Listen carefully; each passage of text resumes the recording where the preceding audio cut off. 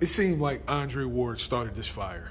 Yeah. He's been very critical of sanctioning bodies, what they do with the 3%. Yeah.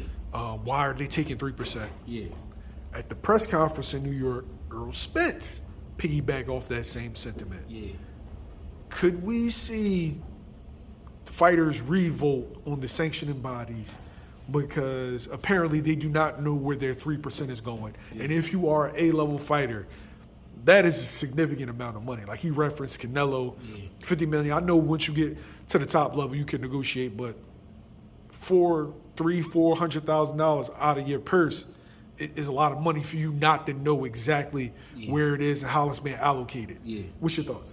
I mean, I'm glad somebody's speaking up. I'm glad Errol Spence and I'm glad Andre Ward brought that up because for years it's been happening and fighters don't have health care. Fighters don't have insurance. Fighters don't have no type of what you call it at the end of your days. Like a what?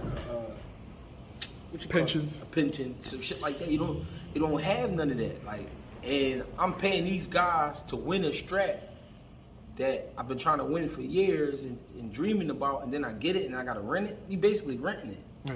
You know what I mean? And Ward was saying it's not real gold. Yeah, the shit not even real. Like when you get it and shit, like I mean, it look good, but especially look good on TV because of the lights. But to be honest, where's the 3% going? That's a great fucking question. And the reason the question needs to be really thought about and answered is because the guys that's getting the money, they guys that never fought, they never did anything. Like they just came out with a belt. Like that's crazy. That's kind of crazy when you think about it. Like no disrespect to the guys who own it and present it to you, but what did y'all do for me to be paying 3%? And where do the money go? Because it's a lot of guys that could use help in this sport, man. What about the fighters who work their way to contender status, title shot status, but then they gotta wait another 8-9 months to a fight? Like, what's going on? Like, how's he supposed to eat? Some people like the clown fighters about working at certain places. Like, oh, I saw such and such driving Lyft. Yeah, he gotta take care of his fucking family. The boxing money ain't that great. And then when you think about it, right, 3% to them, but then there's other percentages you kicking out too. It's other people you paying too. It's a lot of shit you gotta pay for it. And life is hard enough.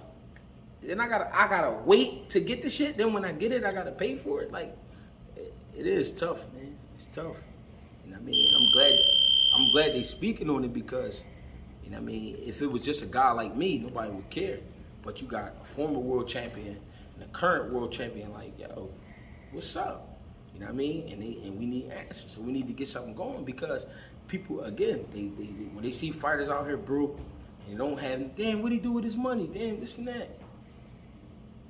That's a fucked up feeling. You know what I mean? And I think they should definitely help them guys and look out for the game. You know what I mean? Or you got guys like Pritchard Cologne who end up being a vegetable. How's he supposed to feed his family? You know what I mean? Let alone now he got to feed himself, but he can't do nothing. You know what I'm saying? You got guys like Dadashev who die in there. You know what I mean? What's supposed to happen with his kids? You know what I'm saying? That's something that we need to really think about. You know what I mean? Because when boxing is over, unless you're gonna be an analyst or a commentator or a trainer or a promoter or something like that, you really don't have nothing really to fall back on after the game. I think that's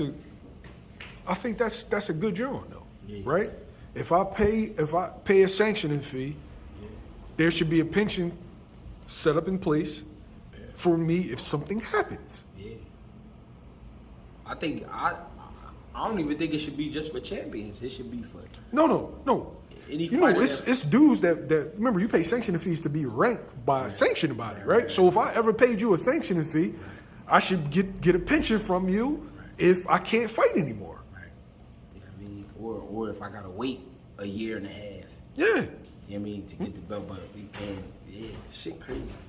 And it should be certain tiers based on how much you paying. Of course, I can't act like a dude that's paying $5,000 and Canelo's paying $500,000. His shit should be the same. Yeah. But it's different, man. This shit, the game crazy, bro. Boxing crazy, and a lot of people want in, but they don't know what they're getting themselves into. You know what I mean? And that's the thing about boxing. You gotta be careful, man. You don't know. People really don't know what they're getting themselves into, man.